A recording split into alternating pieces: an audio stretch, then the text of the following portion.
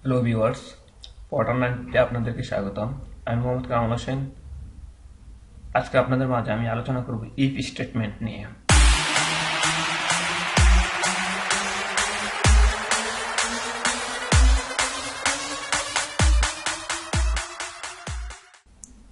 If statement কি? কোনো statement কার্যকারী হবে কি হবে না তার সিদ্ধান্ত নেওয়ার জন্য কোনো শর্তের উপর নির্ভর করতে হয়। শর্ত সত্য হলে স্টেটমেন্ট কার্যকারী হবে এবং শর্ত মিথ্যা হলে স্টেটমেন্ট কার্যকারী হবে না।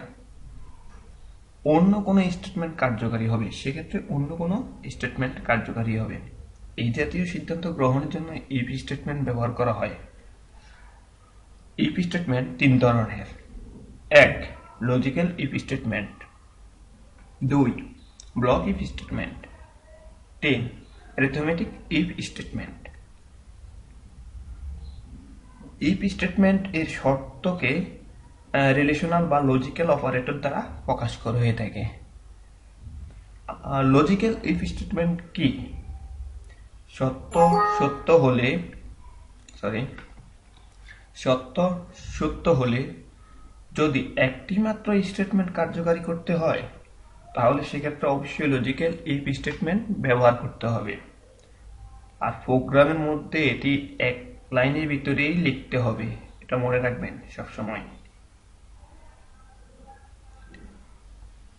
ব্লক ইফ স্টেটমেন্ট কি?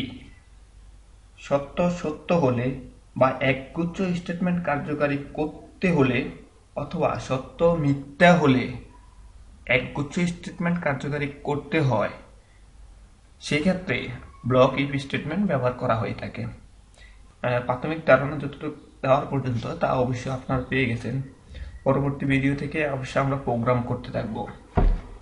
আজকে এটুকু পর্যন্তই, দেখা হবে পরে কোনো ভিডিওতে। বাই।